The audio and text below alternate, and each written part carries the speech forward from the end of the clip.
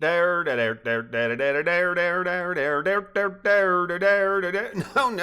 that's wrong. Dixie Diamonds 202. Metz, 5:13 p.m. Returning to her room, Joey smiled at Piletre and asked, "Did you want anything, or will you be heading back home?" "I can go," Piletre replied, forehead furrowed from her transition from welcoming to seemingly wanting him to leave. "Out the way we came in?" he asked. No, Joey said, tilting her head down so she looked at him from the tops of her eyes. "You can leave through the front door," as she opened her door and nodded towards the hallway.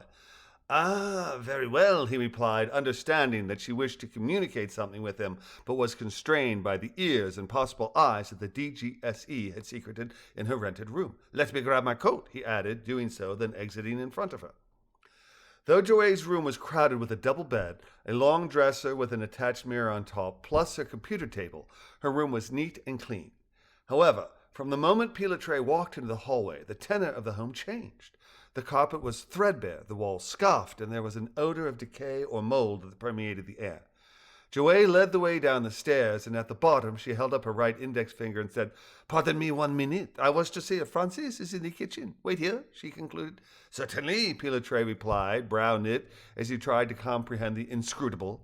Inscrutable, adjective, impossible to understand or interpret. From his spot at the bottom of the stairs, he heard Joey say, "Good afternoon, Francis. How are you on this final day of 1999? "Ah, Joey, you are back," a woman's voice replied. "You must have left early. You had visitors while you were out," she added, her voice implying far more than her words were saying. "Yes," Joey said lightly. "I met one of my professors to work on a project of his. He's in the hallway. May I introduce you?" Oh, I see. Yes, certainly. Bring him in," she replied. "Wonderful. 1 moment," Joey said before poking her head out of the kitchen and saying, "Piletre, would you come here 1 moment? I'd like to introduce my landlord, Francis Ulmer, before you go." "Of course," he said, nodding and walking to the kitchen. Round in the corner, he saw an emaciated woman with sunken eyes and a housecoat sitting at the kitchen table.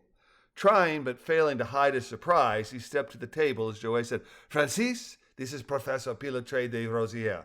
Piletre, Francis Ulmer." "Good afternoon," Piletre said. "It is a pleasure to make your acquaintance." Standing as Piletre entered the room, Francis replied, "Likewise, I am sure." Nodding her head towards Joey, she added, "Joey is very smart, isn't she?" "Indeed she is," Piletre said, likewise nodding as he and Francis shook hands. "She assists me in my work." "And speaking of his work," Joey asked, "this was left beneath my door," she added, placing the piece of paper on the table. "Have you a moment to discuss the visitors that came into my room while I was away?"